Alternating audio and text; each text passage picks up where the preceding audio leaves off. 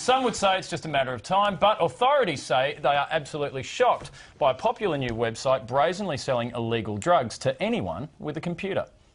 Hey kids, don't try this at home. It's a website set up to deliver drugs to your door, inadvertently making your postie a drug mule. Called Silk Road, it's essentially the eBay of illegal substances, with anonymous sellers offering everything from discounted marijuana and cocaine to ecstasy and even Viagra. Hello, my darling. Hello, my baby. To access the site, you use a router that makes you impossible to track. To pay for drugs, you use Bitcoin, an online currency that can be bought, transferred and converted back into real-life currency completely anonymously. Drugs are then posted in plain packaging through the postal system, straight to the buyer's door. And it's this simple system, based on total anonymity, that stumped authorities right around the world, including here in Australia. As a result, the site has had almost 11,000 new registrations already this year, compared to 8,000 in all of 2011. So how can such a brazen and clearly dangerous website, in breach of so many national and international laws, be able to operate right under our nose? Monica Barrett is from the National Drug Research Institute. Now, Monica, this almost sounds too crazy to believe. Firstly, who created this website? Well, we don't know exactly what their name is, but their pseudonym is Dread Pirate Roberts, and we don't know where they live or what country even they come from, or whether they're male or female. So that's one of the mysteries of Silk Road. I'll have a flick through the white pages straight after the show for you. Okay, now, why can't authorities shut the website down? Well, the website is hosted on the hidden web, so that makes it difficult to begin with. And secondly, people who are using the website are using the currency Bitcoins, which is a peer-to-peer encrypted currency. So that makes it also very difficult for people to track the transactions. And it's unclear really how the site could be shut down. So, Monica, these parcels are coming through Australia Post. That's Why correct. can't Australia Post scan them? Well, look, from what I understand, the sellers do a job to try and make the package look very corporate, so to try and get under the nose, I guess, of customs and the post.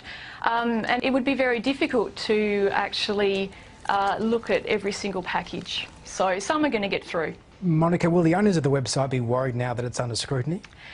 Look, the owners, from what we can see, have been quite brazen. They've recently had a competition, which was on last Friday, for the International Cannabis Appreciation Day, I guess you could call it, where they were giving away prizes and all this sort of thing. So I don't necessarily think they will be worried now, as the site has been public for quite some time. Monica, if we've learned anything from 50 years of declaring a war on drugs, is that the demand doesn't go away. People are always going to want to get drugs. Does this in some way actually just make that safer for consumers? Well, I think there are a couple of arguments that it would make it safer, but no drug use is safe. But what it does do is it reduces the potential for street violence. And secondly, because there's a rating system, there is a capacity there for, I guess, a recourse of justice if a seller has sold you something that wasn't as it was described. OK, well, thanks for speaking to us tonight, Monica. Thanks very much for having me. Now, Nick, you're a very, very well-respected, award-winning journalist with The Age newspaper. You've just written a book on Australia's biggest drug bust. Is that website another example of us losing the war on drugs? Yeah, most certainly it is, and it just really exemplifies how hard it is to fight the war on drugs. I mean, if we are fighting a war, we're totally losing. The website cuts out the middleman. It's totally anonymous, very, very hard for the police to track. So, again, it sort of should lead us to say, well, can we do things better? Do we need a debate about decriminalisation or different strategies? Because there is a growing voice. It is slowly getting louder of people saying that the war on drugs simply isn't working, and a new approach, treating it as a health issue more than a criminal issue, is a smarter way to go. Do you think that's ever going to take a hold properly in Australia?